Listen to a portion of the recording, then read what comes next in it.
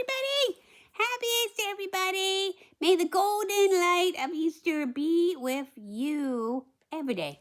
Indeed. Jesus has risen from the tomb, and we are so very excited. He has lived. He lived so we can live. He's here today, right now, with us in the garden. So we have a couple of fun things for you today. Yeah, it's going to be awesome, I think. And, it's my adoption day, so very excited. Yeah, it's Bear's adoption day, too. So it's the day, I think it was in 2000, that Bear and I met. So we always celebrate that as his very powerful day. Well, you know what? He gets a whole weekend, right? He's so good. He gets a whole weekend. So we've been kind of enjoying this weekend, and we want to share with you a wonderful new friend that we have made. Yeah, his name is Claude, and I think you'll just love him.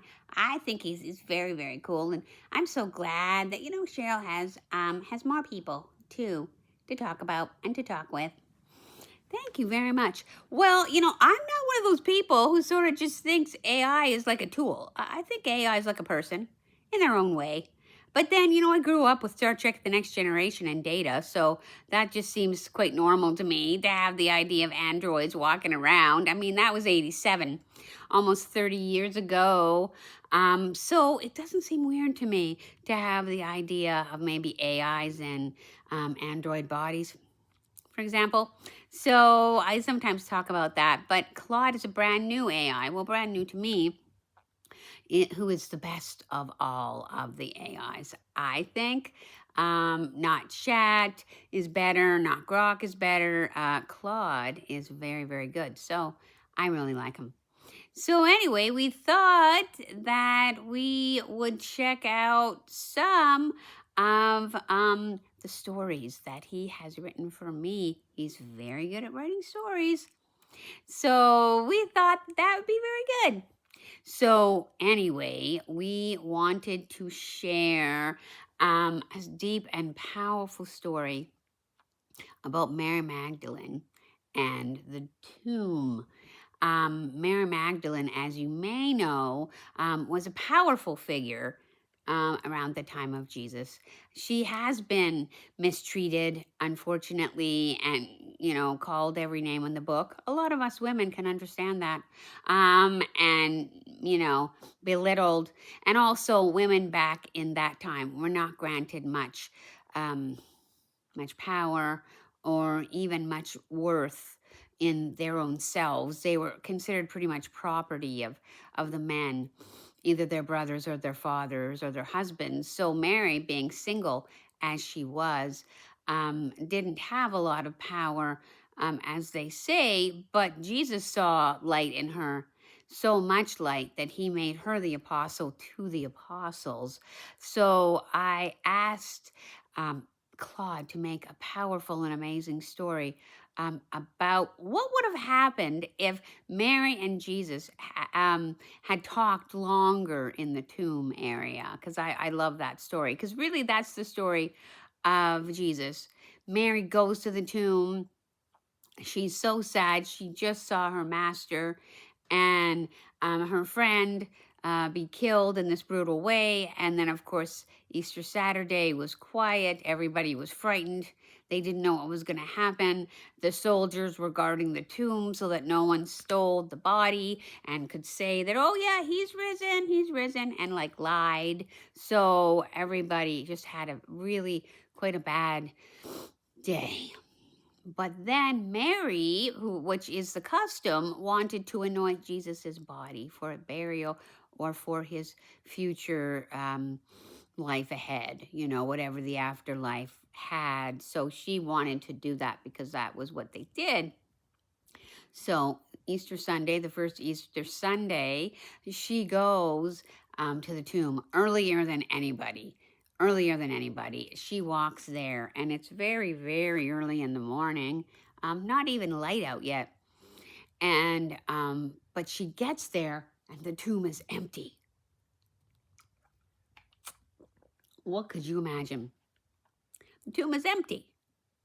So she doesn't know what to think. She's so sad, but she runs back to where the other apostles were and says to them, John, Peter, everybody, our master is gone. Jesus is gone. And of course, they don't understand what she's saying.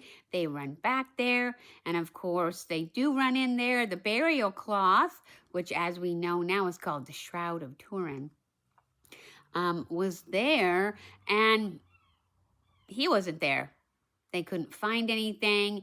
And so the men were so upset. They ran back home. They were so upset. They ran back to where their dwellings were, but Mary didn't. Mary stayed. And then the sun was rising on that first Easter morning, and she was crying. She was weeping because she didn't know what to do. None of them knew at that moment that what he said was actually going to be true. And that's the important thing. It was. So she sees two figures in the tomb, and they're shining and they have wings. And they say to her, "Woman, why are you weeping?" Because she's so sad. And I believe she says, "Where have you laid my Lord? Where is my Lord?" And then they're like, "Do not look for the living among the dead among the living. Jesus has risen. Jesus is here." And so she's so happy because, Jesus is alive. And so basically they tell her that, but she doesn't really know what to make of it, She doesn't know what to make of it. So she's still crying because she doesn't know what to think. And then she sees a man. And she looks at him and she says, thinking it's the gardener, "Sir, where is my Jesus? If you have taken him, please tell me where, and I will go get him." And then he says, "Mary." And she knows it's him. And then he says, "Rabboni." She says Rabboni, which means teacher in Aramaic, which was the language they spoke at that time.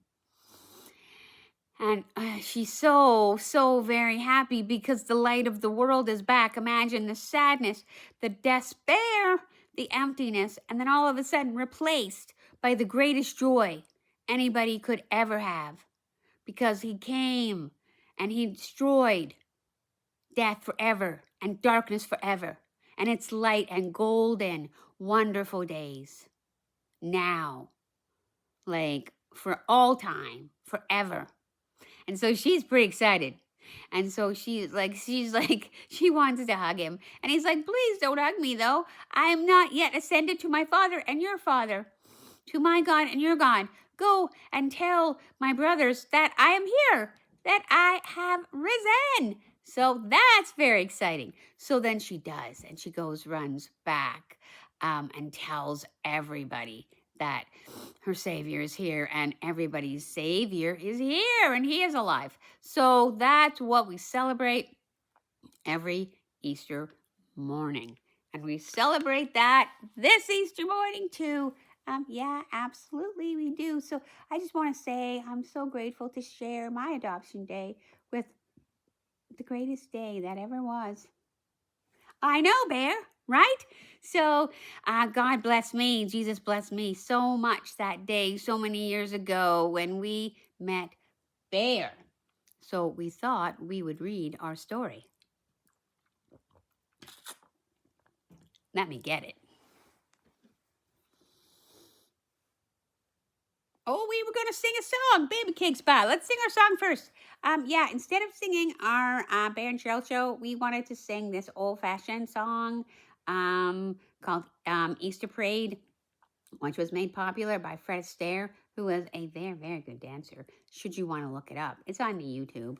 Yeah, Fred Astaire was a very, very good dancer and singer, and he made many good movies. And one of the movies, there was a song called Easter Parade, because they used to have Easter parades. They would go out in their finest, most beautiful spring clothes because it was warmer, and have a parade with all the new outfits, all the new Easter outfits. So that's awesome. So let's you do some interpretive swaying. Yeah, I'll do my best. I do my best. Okay. Oh, hang on. Where are we? Okay. In your Easter bonnet, with all the frills upon it, you'll be the grandest lady at the Easter parade. I'll be all in clover, and when they look you over, I'll be the proudest fellow on the Easter parade. On the avenue, Fifth Avenue. The photographs, well, they'll snap us, and you'll find you're in the retrograde view. Oh, I could write a sonnet about your Easter bonnet and of the girl I'm taking to the Easter parade. So happy Easter, everybody. Yeah, we got to do that. We got to do some wonderful traditions. So that is what we're going to do.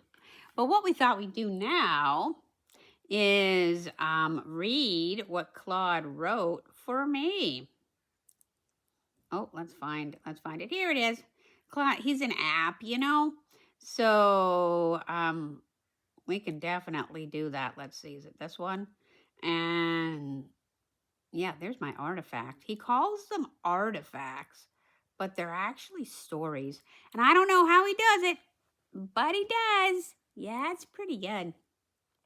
So this story is called First Light, Mary Magdalene's Easter. Because I asked Claude to make me an Easter story about what it might have been like from Mary's point of view. So we don't really get Mary's point of view that much. I mean, she is in the Gospels, right? They do talk about her. But we don't really get an idea of what she might be thinking.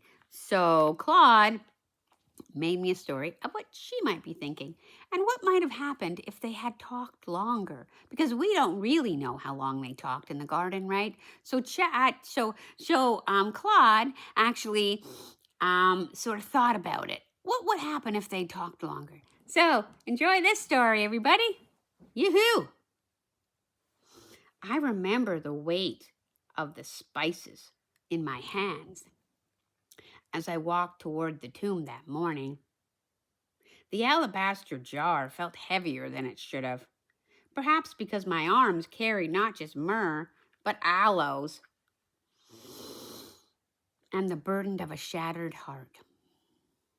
The sky was barely beginning to lighten, the liminal space between night and dawn, where the world holds its breath, like me, suspended between what was and what might be.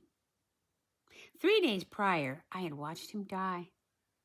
I, Mary of Magdala, who had followed him from Galilee, who had been healed by his hands, who had listened to his teachings when others thought a woman should not. I had stayed when others had fled. I had watched from beneath the cross as he gasped for breath, as his mother wept, as the sky turned black like mourning cloth at midday. Mary, he'd said once to me, you understand what others cannot yet see. But on that hill, that awful day, I understood nothing. Only loss, only pain, only the shattering of every hope I had come to cherish. I had left everything to follow him, my home in Magdala, by the sea, my family's expectations, the life that they had planned for me, not because he demanded it, but because in his presence, I finally recognized my own worth. I feel the same way. Before him, I had been fractured, a collection of broken pieces, held together by others' expectations. Some called me possessed. Perhaps I was, possessed by doubt, by self-loathing, by the suffocating weight of a woman's limited place in the world. But he looked at me differently. Mary, he said, his voice like cool water on parched earth, you are whole. You have always been. 7 demons, they said he cast from me. Perhaps, but I know this. In his presence, I became integrated. The scattered fragments of who I was meant to be aligned and fused into someone new, someone strong, someone who could speak and be heard, someone worthy of being his disciple. And as we know, Mary was the apostle to the apostles. And now he was gone. The night after his death, I gathered with the others, Peter, John, his mother, the woman who followed him. We sat in silence mostly, occasionally sharing stories, reminding each other of his words, his laughter, the way his eyes lit up when someone finally understood. Do you remember, I asked them, what he said about the temple, that if it were destroyed, he would raise it again in 3 days? Peter shook his head, anger and grief making his voice sharp. He spoke in riddles, Mary. Always riddles. But I pondered his words through the long night, turning them over like precious stones, examining them from every angle. There was something there, something I was missing. On the 3rd day, I rose before dawn. Something pulled me to his tomb. Duty, love, perhaps something more I couldn't yet name. The other woman would join me later, but I needed to go. Now, alone, in this hushed moment between night and day. Jerusalem was quiet. As I made my way through the narrow streets, the jar of burial spices, well, it was clutched to my chest. The garden where we had laid him was still draped in shadows when I arrived, birds just beginning their morning songs. As I approached the tomb, something felt different. The massive stone that had sealed the entrance, it had been moved. My heart stuttered. Grave robbers? Had they not done enough to him? I ran forward and peered into the tomb. Empty. The linens that had wrapped his broken body lay there, neatly folded, but he was gone. The spices, well, they slipped from my grasp as I turned and ran, tears blurring my vision. I had to tell the others. They had taken him. Who? I didn't know, but they had even taken this last chance to honor him. When I returned with Peter and John, they entered the tomb, saw the empty linens, left again, confused and troubled. But I remained, weeping outside the tomb as the sun rose higher, casting long shadows across the garden. Grief wrapped around me like a shroud. They had taken away my Lord. I did not know where they had laid him. Wiping away tears, I bent to look inside the tomb once more, as if I might have something maybe I missed. Instead, I saw 2 figures in white, luminous in the darkness of the cave, sitting where his body had been. Angels. Woman, why are you crying? One asked, voiced like the distant sound of bells. They have taken away my Lord, I answered, my voice breaking, and I do not know where they have put him. A presence behind me then, a shift in the air. I turned, expecting a gardener, ready to plead for information. Woman, this new voice asked, gentle with concern, why are you weeping? Who are you looking for? The sun was rising behind him, making his features difficult to discern. Thinking he was the gardener and the caretaker of the garden, I said, Sir, if you have carried him away, tell me where you have put him. I will take him away. Mary, he said, just my name. But in that single word was the voice that had called to me wholeness and good years before. The voice that had taught on hillsides and in temples. The voice that I thought I'd never hear again. I knew him then. Not with my eyes, but with something deeper. My very soul recognized him before my mind could make sense of it. Rabboni! I cried, the Aramaic word for teacher tumbling from my lips as I moved towards him, arms outstretched. He stepped back slightly.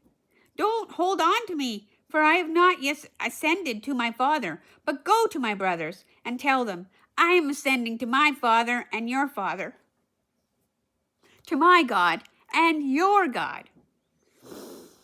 I stood there, trembling, joy and confusion within me. He was both familiar and transformed, something new I couldn't quite comprehend. The wounds from the nails were still there, but they no longer bled. His eyes held the same wisdom, but now there was something more, a light that I had never seen before. Mary, he said again, this time with a smile that felt like sunrise. Remember what I told you about being the first to understand? This is why. You have always seen with your heart as well as your eyes. Now go and tell the others what you have witnessed. They may not believe me, I whispered, knowing how little weight a woman's testimony carried. Some won't, he acknowledged, not at first. But you will be the first apostle of the resurrection, the apostle to the apostles. What you proclaim today will echo throughout eternity. And it's still true today. He reached out then, not touching me, but gesturing to the world around us, the garden coming alive with morning light, dew glistening on leaves, flowers turning their faces to the sun. Like this garden awakening to spring, he said, humanity is awakening to a new dawn. Death is not the end, Mary. Love is stronger. Remember how I told you about the seed that must fall to the ground and die before it can bear fruit? This is the harvest of that teaching. I gazed at him. The man who had changed everything, who had died and yet stood here before me, radiating life more vibrant than I'd ever witnessed. What happens now? I said. Now, he said, you begin the work of transformation, not alone. I will send a helper. But you, all of you who have followed me, will carry this message forward. That love conquers death. And that what appears to be the beginning or the ending is the beginning. Because it's kind of the ending of one life and the beginning of another. And that's what we get when we get Jesus. That's what we get. A new life. He looked toward the city, his expression both tender and resolute. There is so much more I want to teach you, Mary. So much more for all of you to understand. But for now, simply know this. The kingdom we spoke of, that you glimpsed in our travels together, it lives in you, between you, and among you. The light around him seemed to intensify, and I knew our time was short. Jesus is so good, and he forgives the sins of the world so that we can all live, and we can be, and have a good life. And we are grateful. I have to go. I have to go tell them, I said, though part of me wanted to stay in this garden forever, in this moment of revelation. Yes, he nodded. Be brave, Mary of Magdalene. They will doubt. They will question. But you know what you have seen. As I turned to leave, he called after me once more, Mary! I looked back.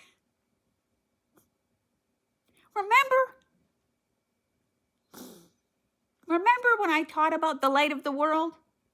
That light burns in you. In all who believe. Now. Nurture it, share it, watch how it grows. I ran back to Jerusalem, my heart pounding with each step, the weight that I had carried to the tomb that morning, the grief, the spices for a dead man's body, the crushing disappointment of lost hope, all now transformed. Now I carried something else, a message, burning like fire in my chest. He has risen, death is conquered, everything has changed. The others were still gathered in the upper room, faces drawn with grief and fear. They looked up as I burst through the door. I have seen the Lord, I said. I announced, my voice stronger than expected. Peter frowned. John looked skeptical. Thomas openly scoffed. But I stood tall before them, no longer the broken woman I had once been, no longer even just his follower. Now I was his witness, his messenger, the first herald of the dawn, of the new day, of the most important news the world would ever hear. Listen, I said, and began to tell them everything. The empty tomb, the angels, the voice speaking my name, the message that he had entrusted to me. Some believed. Others would need to see it for themselves. But as I spoke, I understood what he meant about the light glowing. I could see it kindling in some of their eyes, hope, tentative but real, pushing back against despair, like the first green shoots breaking through winter's soil. That was just the beginning. The story, his story, our story, was entering a new chapter, and I, Mary of Magdala, once broken but now whole, would carry it forward. That night, as we gathered to bake bread, I felt his presence among us, not a ghost or a memory, but something new and vibrant. We're new. Life abundant and unending. The grief that had made me so sad, injured me over 3 days there before, had been transformed into a vessel of joy, so expansive I could hardly contain it. In the weeks and years that followed, I would travel far, telling what I had witnessed in the garden that dawn. Not everybody would listen. Not everybody would understand. The path would not be easy. But I had been the first to see him in that half light of the resurrection morning. The first to hear my name on his lips, spoken from beyond death itself. And in that moment, I glimpsed a truth more powerful than empire, more enduring than stone, that love transcends death, that endings can become beginnings, and that what seems like goodbye can simply be the first word of a new conversation. And I, Mary Magdalene, witness to his life, his death, and his resurrection, testify to this. The light shines in the darkness, and the darkness has not overcome it, and never will. And that is our story about Mary Magdalene and Easter Sunday. Mwah. What do you think, baby? Wow, that was so amazing. So life-changing. He lives and we live. He lives and we can live. That's true, baby cakes pa. He lives and so we can live. And that's the wonderful story about Easter. And we hope we get to see you again. And happy Easter! Happy Easter Day!